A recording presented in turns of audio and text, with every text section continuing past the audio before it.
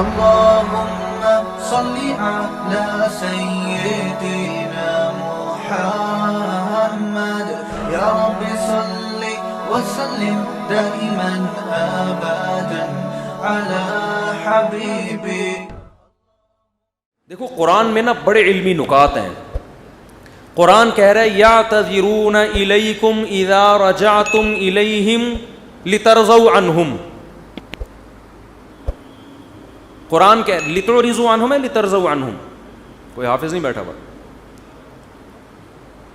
لترضوا عنہم فإن ترضوا عنہم فإن اللہ لا يرضى عن القوم الفاسقین. اے نبی جب آپ غزوہ تبوک سے واپس پہنچیں گے تو یہ جھوٹی قسمیں اٹھائیں گے تاکہ آپ ان سے راضی ہو جائیں, خوش ہو جائیں. اگر آپ خوش ہو بھی گئے اللہ پھر بھی خوش بولو نہیں ہوگا. دیکھو یہاں نبی کو خوش کرنے کا ثواب کیوں نہیں مل رہا؟ کیونکہ یہاں نبی کو خوش کرنے سے مقصد اللہ کو خوش کرنا نہیں ہے. تو قرآن کہہ رہا ہے ایسی خوشی کا میں ایسی خوشی پہ خوش نہیں. اور کعب ابن مالک, مرارہ ابن ربی اور ہلال ابن امیہ, ان تین صحابی نے سچ بول کے نبی کو ناراض کر دیا. منافقین نے جھوٹ بولا نا کہ یہ عذر تھا یہ عذر تھا, ہم تبوک میں اس لیے نہیں آ سکے, یہ مسائل تھے یہ مسائل تھے. نبی عالم الغیب نہیں, آپ نے کہا چلو بھائی ایسے ہی ہوگا, آپ خوش ہو گئے ٹھیک ہے بھائی جاؤ, کوئی سزا نہیں کچھ بھی نہیں. اللہ نے کہا آپ خوش ہیں, اللہ نہیں خوش ان سے. دوسری طرف منافقین جو مخلص صحابہ تھے تین, کعب ابن مالک, مرارہ ابن ربی, ہلال ابن امیہ, یہ تین صحابی نے سچ بولا. یا رسول اللہ کوئی عذر نہیں تھا, بس ہم سستی کی وجہ سے پیچھے رہے, کوئی عذر نہیں تھا, جانا چاہیے تھا, ہم پہ فرض تھا, لیکن باغ پک چکے تھے, سب کچھ تیار تھا, پھر بھی نہیں گئے, کوئی عذر نہیں ہے. سچ بولا نا, نبی غضبناک ہو گئے. نبی کیا ہو گئے؟ اس لیے نہیں کہ سچ بولا ہے, اس لیے کہ جب کوئی عذر نہیں تھا تو پیچھے رہنے کا کوئی جواز بنتا نہیں. آپ نے فرمایا قم, جاؤ یہاں سے, حتی یقضی اللہ فیکم, اللہ فیصلہ کرے گا تمہارے بارے میں. 40-50 دن بائیکاٹ ہوا, یہاں تک کہ صحابی کہتے ہیں نبی نے سلام تک کا جواب نہیں دیتے تھے. کیا گزری صحابہ پر, مگر قرآن کہہ رہے ہیں میں کیا تھا ان سے, بولو راضی تھا, کیونکہ مجھے خوش کرنے کے لیے انہوں نے سچ بولا. تو پھر اللہ نے پیغمبر کو بھی راضی کر لیا بعد میں, اور اتنا خوش ہو گئے پیغمبر, فرمایا اللہ نے تمہاری تو. اچھا اور سنیں, اسلام کے عقیدے بتا رہا ہوں کتنے واضح ہیں کہ ہم اسلام کو فالو کسی مدرسے کے کسی بندے کی وجہ سے نہیں کرتے. اور یہ بھی بتا دوں اس ایک بندے کی وجہ سے مدرسوں کو بدنام کرنا کہ مدرسے ایسے ہوتے ہیں یوں ایسے ہوتے ہیں, یہ بھی وہی زیادتی ہے جس کا میں نے ابھی تذکرہ کیا. جب حضرت کعب ابن مالک کی توبہ قبول ہوئی تو ان کو خوشخبری پہنچی, وہ نبی کے پاس آئے. آپ صلی اللہ علیہ وسلم کا چہرہ حدیث میں آتا ہے استنار وجہہ کأن وجہہ قطعۃ قمر, ایسے چمک رہا تھا جیسے 14ویں کا چاند. آپ نے کیا فرمایا, ابشر بخیر یوم مر علیک منذ ولدتک امک, اے کعب اس دن کی خوشخبری قبول کرو کہ جس دن سے تمہاری ماں نے تمہیں جنا ہے, آج تک ایسا خوشی کا دن تمہاری زندگی میں نہیں آیا, اس دن کی مبارکباد ہو تمہیں. حضرت کعب مالک نے کیا کہا, امن کا ام من عند اللہ, یہ خوشخبری آپ کی طرف سے یا اللہ کی طرف سے؟ نہیں آ رہی بات. اس فکر میں لگے ہوئے ہیں کہ اللہ راضی ہے کہ نہیں ہے. دیکھو نبی کے راضی ہونے کا تو یقین ہو گیا نا. یہ نہیں سمجھ میں آئے گا, یہ تو آسان کیس نہیں ہے, بہت مشکل کیس ہے. ارے جب نبی کا چہرہ 14ویں رات کی طرح چمکتا ہوا دیکھ لیا, نبی مبارکباد بھی دے رہے ہیں کہ خوشخبری ہو اور سب معاف, بس اب میں راضی, اب میں خوش, تو کعب ابن مالک کو فکر کیا لگی ہوئی ہے, نہ یا رسول اللہ ذرا کلیئر کریں بات, صاف بتائیں یہ خوشخبری اللہ کی طرف سے ہے یا یعنی اللہ بھی راضی ہوا ہے کہ نہیں ہوا؟ فرمایا لا بل من عند اللہ, نہ میری طرف سے نہیں, کس کی طرف سے؟ اللہ. میں بھی اس لیے خوش ہوں کہ اللہ خوش ہے, اللہ نے معاف کر دیا ہے, اس لیے میں بھی خوش ہوں. پھر کعب ابن مالک خوش ہوئے ہیں. تو بھائی اسلام میں اصل کون ہے؟ اللہ. تبھی علماء کہتے ہیں کسی سے تنہائیوں میں گناہ ہوا ہو بالفرض, اللہ نہ کرے, اور اس نے توبہ کر لی, پھر لوگوں کو پتہ چل گیا, لوگ تانے دے رہے بے تو ویسا تھا, ان تانوں کی پرواہ بولو مت, بولے نہ تمہارا جرم کیا اور نہ ہمیں تم سے معافی مانگنے کی ضرورت, جس سے کیا ہے وہ جانتا ہے. لوگوں کو لفٹ کرایا کرو زیادہ. کیونکہ لوگ اس چیز کو مسلط کر لیتے ہیں. ہمارے حضرت کے پاس ایک بندے کا فون آیا لندن سے, کہتا ہے یار میں نے گناہ کیا تھا, پکڑا گیا, کہہ رہے اب میں نے توبہ کر لی, رو رو کے گڑ گڑا کے اتنی معافیاں مانگی کہ اللہ نے بھی دل میں سکون ڈال دیا کہ میں نے تجھے معاف کر دیا, کہ لیکن پبلک معاف کرنے کے لیے تیار نہیں ہے. پبلک جب بھی گزر کرے ہے نا وہی, تو پبلک کا دل تو چھوٹا ہوتا ہے نا, پبلک کا دل کیا ہوتا ہے چھوٹا. تو ایسی صورت میں پبلک کو زیادہ لفٹ نہیں کرائیں, بولے جاؤ تمہاری ایسی کی تیسی, ہم جانے اللہ جانے تو کون ہوتا ہے بھائی میرے کو. اور قرآن کے الفاظ دیکھو یار, وَمَن يَعْمَلْ سُوءًا أَوْ يَظْلِمْ نَفْسَهُ ثُمَّ يَسْتَغْفِرِ اللَّهَ يَجِدِ اللَّهَ غَفُورًا رَحِيمًا. ایسے وجد والی آیتیں ہیں.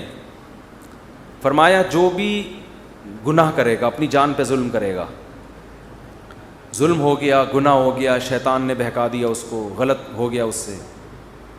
حقوق العباد سے اس کا تعلق نہیں ہے, کیونکہ حقوق العباد میں پھر اس بندے سے بھی معافی مانگنا ضروری. کچھ جرائم ایسے ہیں جو اللہ اور بندے کے آپس کے معاملات.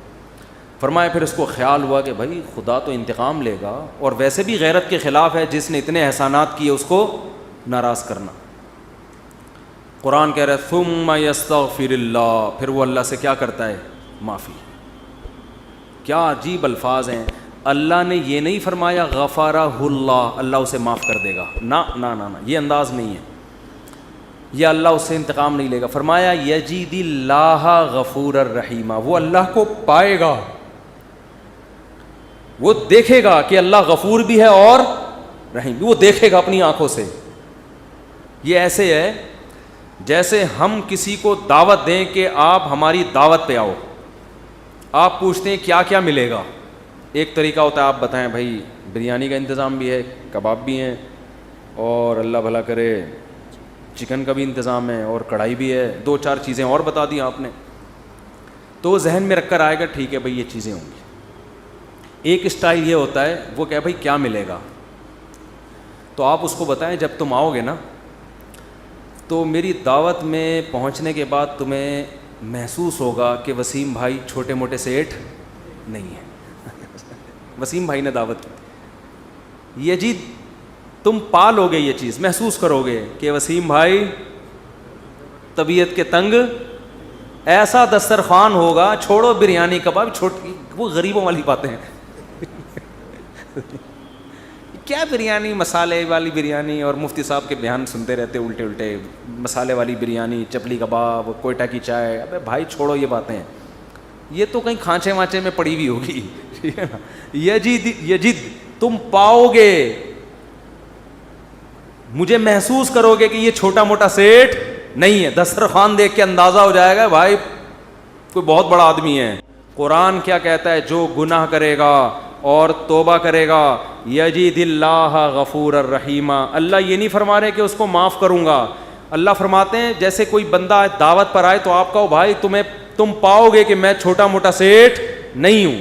ہاں میں اس پہ واقعہ سنا رہا تھا کہ حضرت مولانا طارق جمیل صاحب ایک دفعہ کویت کے شہزادوں نے ان کی دعوت کی, تو اب وہ کیا تصور دماغ میں لے کے گئے ہوں گے. فرماتے ہیں میں حیران ہو گیا, اونٹ کے بچے صحیح پورے روسٹ. نہیں آئی سمجھ میں. آپ کو پتہ ہے اونٹ کا بچہ کسے کہتے ہیں؟ اونٹنی کے جو بچے ہوتے ہیں نا, وہ ذبح کر کے کھال اتار کے کنووں میں پورے روسٹ چاول بھر کے دسترخوان پہ رکھے. بکرے روسٹ تو سنے ہوں گے, اونٹ روسٹ نہیں سنے ہوں گے. اب جو شہزادے ہیں ان کے لیے یہ کوئی اتنی بڑی چیز نہیں ہے, ان کی یہ بریانی ہے. ٹھیک ہے نا, ان کی یہ کیا ہے. اب ان سے اگر مولانا طارق جمیل صاحب پوچھیں شہزادوں سے جی آپ کی دعوت ہے کیا کیا ملے گا, تو ان کو غصہ آئے گا نا,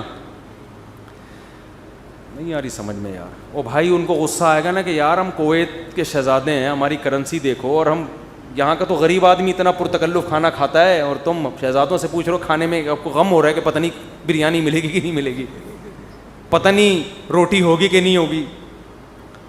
تو اگر وہ ان سے پوچھتے تو وہ جواب میں یہ تھوڑی کہتے کہ یہ بھی ہے یہ بھی ہے, وہ کہتے بھائی آ جاؤ پتہ چلے گا شہزادوں نے دعوت کی ہے. آ جاؤ گے تو پتہ کیا چلے گا, پتہ چل جائے گا کہ شہزادہ بھی کوئی نائجیریا کا نہیں, کہاں کا, کویت کا, عرب شہزادہ ہے, اس کی دعوت ہے, آپ آئیں. اور ان کو پتہ چل گیا, انہوں نے بیان میں بھی بتا دیا. تو اللہ کا انداز یہی ہے. فرمایا تم سے کتنا بڑا جرم ہو جائے, کتنا بڑا جرم, یہاں تک کہ نبی نے فرمایا کہ اللہ فرماتے ہیں یا عبادی لو بلغت ذنوبک عنان السماء, تم نے گناہ کرتے کرتے کرتے کرتے زمین آسمان کے خلا کو بھر دیا, اتنے گناہ ہو گئے.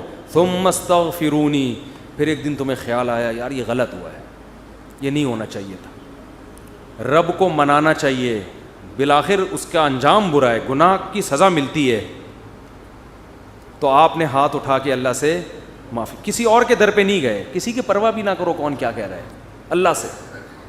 اللہ سے معافی مانگی. تو حدیث کے الفاظ کیا ہیں, قرآن کے الفاظ بھی عجیب ہے جو میں نے بتائے. قرآن کے الفاظ کے اللہ فرماتے ہیں معاف کرنا, تو یہ تو ہلکی بات ہے نا, معاف کروں گا تو مطلب یہ کہ یہ بریانی ملے گی, کوفتے ملیں گے, سالن, یہ تو ہم نے بتا دیا نا. اللہ فرماتے ہیں توبہ کر کے دیکھ تو اللہ کو غفور اور رحیم پائے, غافر نہیں, راحم نہیں, غفور مبالغہ ہے. تو اللہ کو محسوس کرے گا کہ تیرا رب چھوٹا موٹا معاف کرنے والا نہیں ہے, رحیم کا مطلب بہت رحم کرنے والا ہے. اور اللہ یہ تجھے دکھائے گا, دکھائے گا کا مطلب کیا ہے, تیرے دل میں سکون پیدا ہو جائے گا کہ میرے رب نے مجھے معاف کر دیا. یہ توبہ کا پہلا انعام ملتا ہے دنیا میں, معاف بھی کرے گا اور اطمینان بھی دلا دے گا کہ معاف کر دیا. تعلق, وہ اطمینان کی علامت کیا ہے, اللہ سے جو تعلق ٹوٹا ہوا تھا وہ آپ کو جڑا ہوا محسوس ہوگا. گناہ کی وجہ سے جو دل میں کالک آ گئی تھی وہ کالک آپ کو ختم ہوتی ہوئی نظر آئے گی. یہاں تک علماء کہتے ہیں کہ بعض لوگ گناہ کر کے ایسی توبہ کرتے ہیں کہ گناہ سے پہلے جو اللہ کا ان سے تعلق تھا نا, گناہ کے بعد جب توبہ کی تو اس سے زیادہ اچھا تعلق پیدا ہو جاتا ہے ان کا, پہلے سے بھی زیادہ اچھا اللہ کی محبت پیدا ہو جاتی ہے. یہ تو قرآن میں, حدیث میں کیا آتا ہے کہ اگر زمین اور آسمان کے خلا کو تم نے گناہ کر کر کے پر کر دیا, ثم استغفرونی, پھر مجھ سے مغفرت طلب کرو, لغفرت, معاف کروں گا. اتنا کافی تھا نا یہ جملہ, یار نہیں آ رہی سمجھ میں. دیکھو اللہ یہ کہہ دیتے کہ زمین اور آسمان کے خلا کو پر کر دیا, مجھے ناراض کیا ہے نا, پبلک کے پاس جانے کی ضرورت نہیں. عیسائیوں میں پادریوں کے پاس جا کے معاف کرواتے ہیں, اتنے پیسے لے لو معاف کر دو. اللہ کہتے ہیں پادری کا کیا بگاڑا ہے تم نے, ناراض مجھے کیا ہے, نماز چھوڑی ہے مجھے ناراض کیا, زنا کیا مجھے ناراض کیا, انٹرنیٹ پر فحش فلمیں دیکھی مجھے ناراض کیا, یہ جو ہو رہے ہیں گناہ آج کل, کچھ بھی کیا مجھے ناراض کیا نا, آؤ میرے سامنے گڑ گڑاؤ. تو اللہ نے کیا کہتے ہیں, زمین اور آسمان کے خلا کو پر کر دیا, پھر مجھ سے معافی مانگو گے معاف کروں گا. کافی ہے نا, بس کر دیا معاف. آگے اللہ ایک اور جملہ بناتے ہیں, لا ابالی, کسی کی پرواہ. بولو, اردو میں لفظ سماتے کہتے ہیں بڑا لا ابالی قسم کا آدمی ہے, سنا یہ لفظ, ہاں بولنے میں کچھ ٹیکس لگتا ہے. لا ابالی کہتے ہیں نا, یہ عربی کے لفظ سے آیا لا ابالی. لا کا مطلب نہیں, ابالی کا مطلب پرواہ نہیں کرتا میں کسی کی. جیسے جو آدمی کسی کی پرواہ نہیں کرے گا بڑا لا ابالی سا آدمی ہے. تو اللہ کیا کہتے ہیں, لا ابالی, معاف کروں گا کسی کی پرواہ نہیں. کیا مطلب, یہ جملہ لگانے کی کیا ضرورت تھی؟ جملہ اس لیے لگایا جا رہا ہے کہ بہت سے نیک لوگوں کو اعتراض ہو سکتا ہے, اے اللہ اتنے سارے گناہ سیکنڈوں میں معاف, یہ بات ہماری کھوپڑی میں بولو نہیں, کچھ تو تھوڑی سی ہوتی.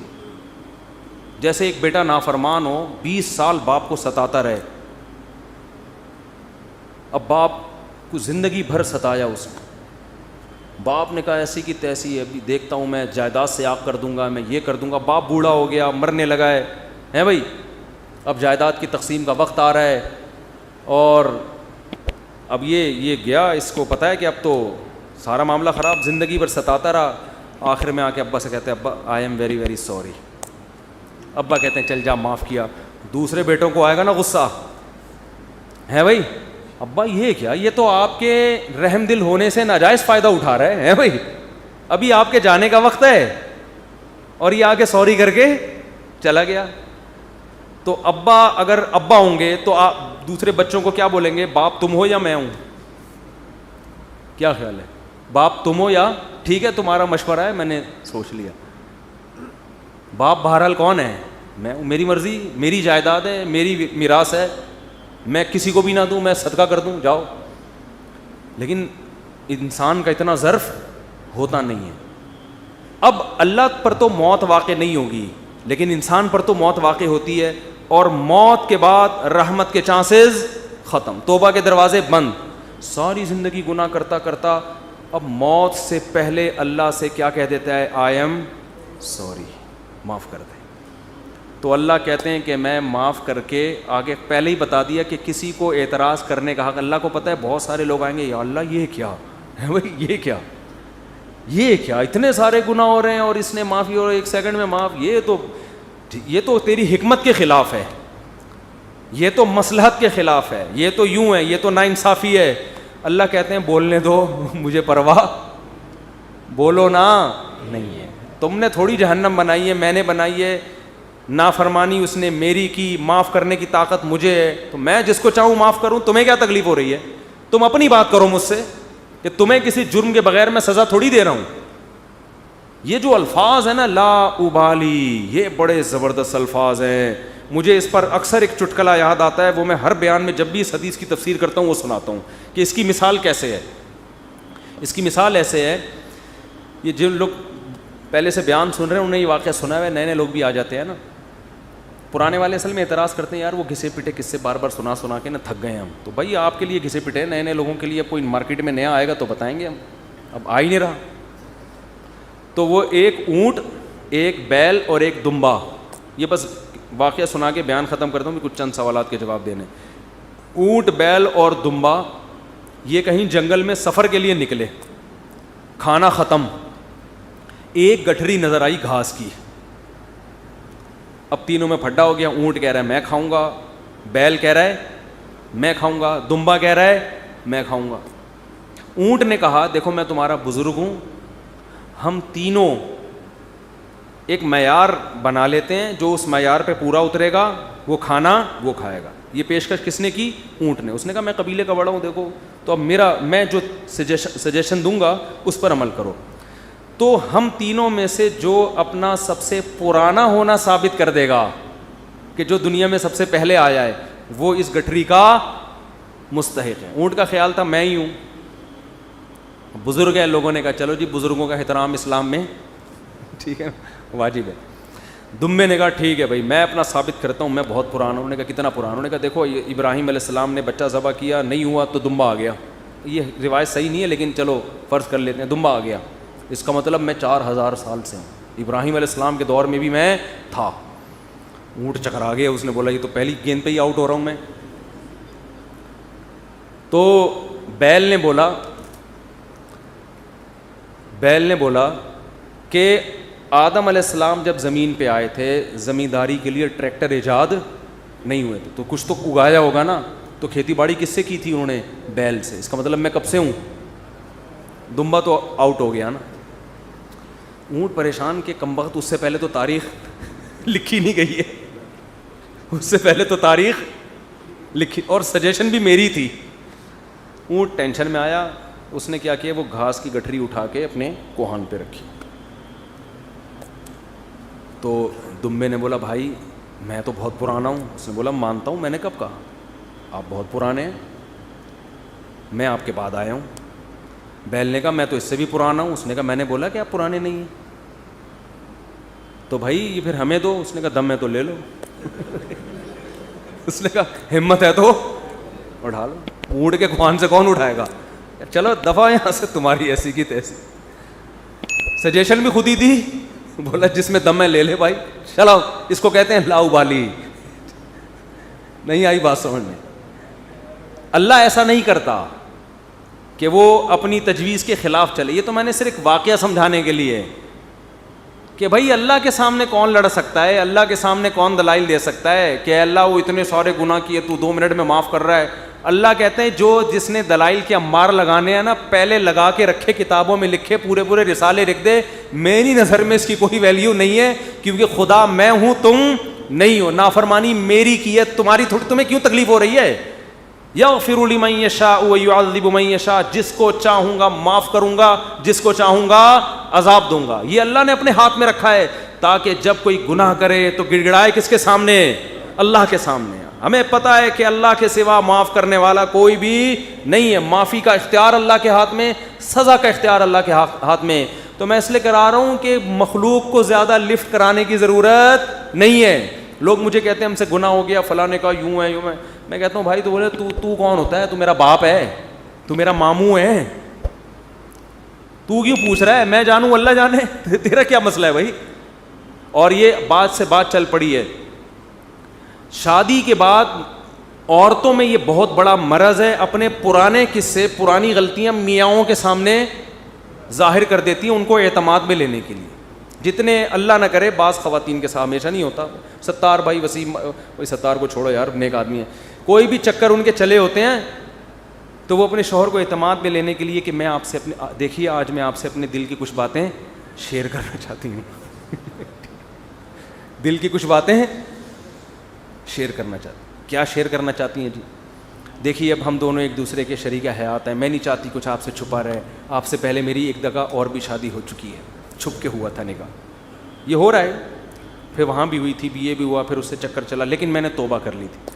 اور تم اس کو کیوں بتا رہی ہو؟ تم تو چھوڑو, وہ انسان ہے بھائی, وہ اس کے دل میں بدگمانی ایک بال آ گیا, قیامت تک وہ بال نہیں نکلے گا. چھوڑو تمہارا ماضی کیا گزرا, اس کو بولو بھائی میں بہت نیک گھرانے میں پیدا ہوئی ہوں, بہت نیک ہوں, اسی طرح قبول ہو, ٹھیک ہے. نہیں تو میاں تفتیش کر رہے ہوتے ہیں گھس گھس کے, موبائل میں تفتیش کر رہے ہوتے ہیں گھس گھس کے, تو یہ کس نے اجازت دی آپ کو تفتیش کرنے کی بھائی؟ اسی طرح عورت شوہر سے بھی نہ پوچھے, پرانے, وہ بھی مکھنچو بیٹھ کے اپنے پرانے قصے سنا رہا ہوتا ہے, اس کو بھی اعتماد کیا ہو جاتا ہے. جو اللہ نے جس گناہ پہ پردہ ڈالا, آپ خود اگر اس کو ظاہر کر رہے ہو تو آپ سے بڑا بے وقوف دنیا میں کوئی بھی نہیں. ایک عورت نے مجھے بتایا کہ میرے شوہر کو مجھ پہ شک ہوا, اس نے ماضی شادی سے پہلے, دیکھو شادی کے بعد کی بات ہے, شادی سے پہلے کیا ہوتا رہا چھوڑو اس کو, ٹٹولا بالآخر میں نے اگل دیا جی میرا کسی سے غلط تعلق تھا, میں نے توبہ کر لی. کہہ رہے جب بھی پھڈا ہوتا ہے کہتے تم ہو تو وہی نا. میں نے کہا غلطی آپ کی ہے, کیوں بتا رہی ہو بھائی؟ وہ 100 دفعہ بھی پوچھ رہے ہیں آپ کیوں بتا رہے ہو, کیوں بتا رہے ہو آپ اس کو؟ تو ہمارا تعلق کس سے ہونا چاہیے؟ ہم اللہ کے بندے ہیں, جرم اللہ کا تو توبہ بھی کس سے؟ اللہ کی. اور ایک اور بات سے بات نکلتی ہے, بعض خواتین کے ساتھ کوئی ایسا واقعہ ہو چکا ہوتا ہے کہ وہ کنواری نہیں رہتی, بعض دفعہ کوئی مسئلہ ہوتا ہے ان کے ساتھ, یا بعض دفعہ کوئی برائی ہو چکی ہوتی ہے جس سے وہ توبہ کر چکی ہوتی ہیں, وہ شادی کرتے ہوئے ڈر رہی ہوتی ہیں. تو وہ ڈر رہی ہوتی ہیں کہ شوہر کو پتہ چلے گا, وہ کہے گا یہ تو کنواری نہیں ہے. تو وہ جب میں فون اٹھاتا تھا نا اس طرح کے مشورے بھی کہ ہم کیا شوہر کو بتا دیں, تو یہ حماقت نہیں کرنا بھائی. یہ تو کسی بھی طرح سے زائل ہو سکتا ہے, کسی بیماری سے بھی ہو سکتا ہے پردہ زائل, اور بھی 10 بعضوں کے پیدائشی نہیں ہوتا. تو ایسے موقع پہ جھوٹ بولنا بھی جائز ہے. نہیں آ رہی بات, عورت کے لیے جائز ہے کہ وہ شوہر سے بولو نا, جھوٹ بول دے, وہ یہ نہ بتائے کہ میں نے بدکاری کی ہے پھر توبہ کر لی ہے, یہ اتنی تفصیل میں جانے کی ضرورت نہیں ہے. وہ بول دے بھائی یہ پیدائشی نہیں ہے, یہ جھوٹ ہے. لیکن کیوں؟ وجہ اس کی یہ کہ اس کمبخت کو یہ تفتیش کی اجازت نہیں ہے کہ وہ پوچھے آپ سے. جو ماضی کے قصے ہیں وہ کیا ہیں؟ وہ ختم, وہ پرانے ہیں. تو جو ٹوہ میں لگتا ہے نا, ٹوہ میں گھستا ہے ایک دوسرے کی ٹوہ میں, اللہ اس کو کیا کرتے ہیں؟ رسوا کرتے ہیں. تو گناہ ہو جائے کس سے تعلق؟ اللہ سے. ہم عیسائی تھوڑی ہیں کہ پادریوں سے جا کے یا پنڈتوں سے جا کے اپنے گناہ شیئر کر رہے ہوں. مجھے بھی لوگ آ کے بتاتے ہیں, میں کہتا ہوں یار مجھے نہیں بتاؤ کیا ہوا ہے, میں بھی انسان ہوں. ہاں ایک صورت میں آپ بتائیں, جیسے کوئی مریض ڈاکٹر کو اپنی بیماری بتا رہا ہوتا ہے علاج کے لیے, تو کسی بزرگ سے, کسی عالم سے آپ کا تعلق ہے, آپ سمجھتے ہیں کہ اس سے میں مشورہ لے سکتا ہوں, اور مشورہ اس وقت تک نہیں لے سکتا جب تک میں اس کو اپنا پورا مرض بتاؤں نہیں کہ میرے اندر کیا گناہ ہے جو میں چھوڑنا چاہتا ہوں مگر مجھ سے چھوٹتا نہیں. ایسی صورت میں پھر مجبوری ہے بتانے کی تاکہ وہ اس کا کوئی علاج بتائے آپ. تو اس کا خیال کرنا چاہیے. یہ اللہ کا دین کتنا زبردست ہے, اللہ نے ہمیں بتا دیا گناہ سے بچنا کیسے, ہو جائے تو کرنا کیا ہے. تو ہمارا رب ہے غفور الرحیم, جب توبہ کرو گے اللہ کہتے ہیں میں بتا دوں گا کہ میں, لوگ معاف نہیں کرتے مگر میں معاف کر دیتا ہوں.